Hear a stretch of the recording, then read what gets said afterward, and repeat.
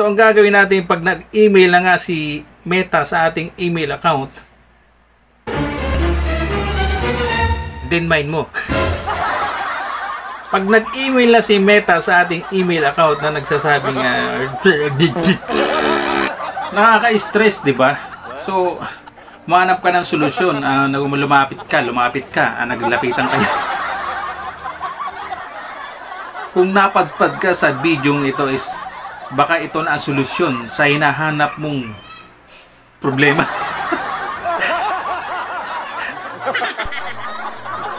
Nakaka-stress, di ba? Naganap ka ng solusyon.